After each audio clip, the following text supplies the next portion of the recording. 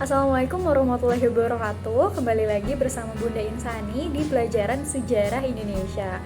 Nah, untuk kesempatan kali ini kita akan belajar atau membahas mengenai sejarah penjelajahan samudra yang nantinya akan berdampak terhadap praktek kolonialisme dan juga imperialisme bangsa barat di Indonesia.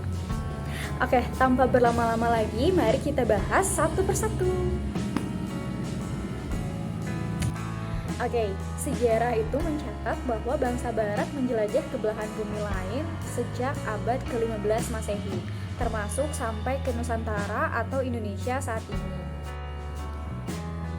Apa yang menjadi latar belakang bangsa Eropa melakukan penjelajahan samudra? Nah, salah satu penyebab utamanya adalah jatuhnya Konstantinopel pada tahun 1453 dari Kekaisaran Bizantium atau Romawi Timur ke Kesultanan Turki Utsmani di bawah pimpinan Sultan Mehmed II. Pada tahun 1453, Khalifah Utsmaniyah yang berpusat di Turki berhasil menguasai Konstantinopel.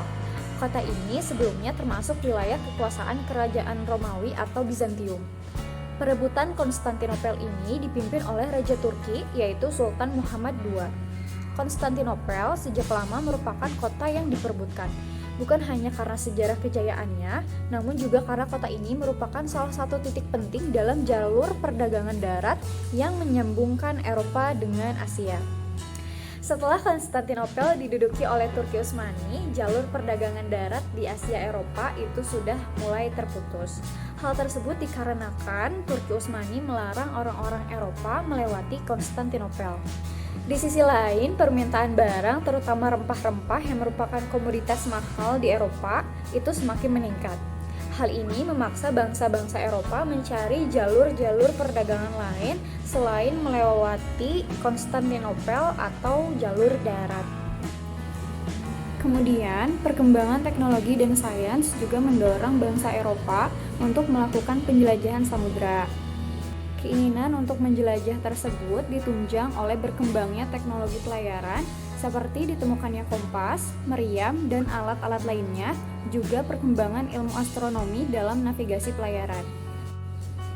Kemudian yang terakhir yang membuat bangsa Eropa itu mau melakukan penjelajahan samudra adalah semangat 3G, yakni gold atau kekayaan, glory atau kejayaan, dan gospel atau misi penyebaran agama.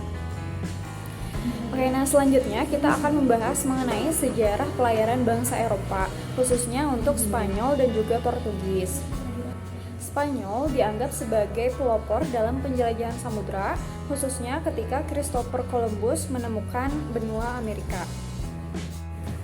Sebenarnya tujuan dari penjelajahan Columbus ini adalah untuk mencari atau menemukan Hindia Timur atau India.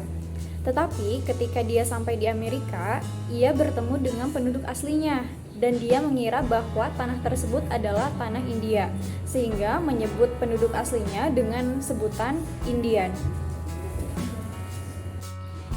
Setelah ada Christopher Columbus, pelaut lain yang berasal dari Spanyol ikut menyusul jejak-jejak dari Columbus. Salah satunya adalah Ferdinand Magellan beserta kapten kapalnya yang bernama Ian Sebastian Elcano. Mereka kemudian berlayar dari Spanyol menuju Amerika dan di sana mereka menemukan selat yang jalurnya itu mengarahkan Samudra Atlantik ke Samudra Pasifik. Pada Maret 1521, rombongan kedua Spanyol ini tiba di Pulau Guam hingga pada akhirnya sampai ke Kepulauan Filipina pada April di tahun yang sama.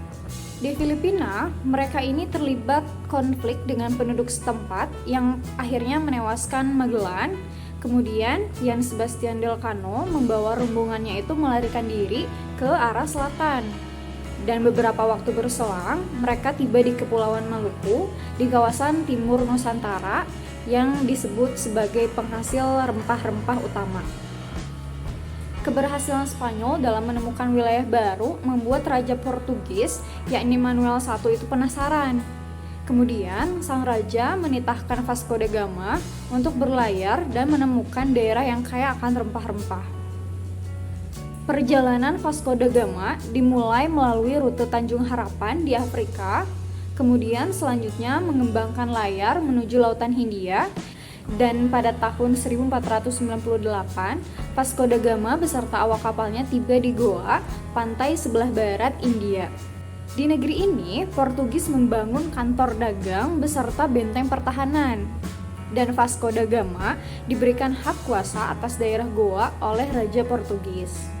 Kemudian, rombongan Portugis yang kedua yang dipimpin oleh Alfonso de Albuquerque yang melanjutkan upaya dari perjalanan Vasco da Gama akhirnya tiba di kawasan Malaka atau Nusantara bagian barat.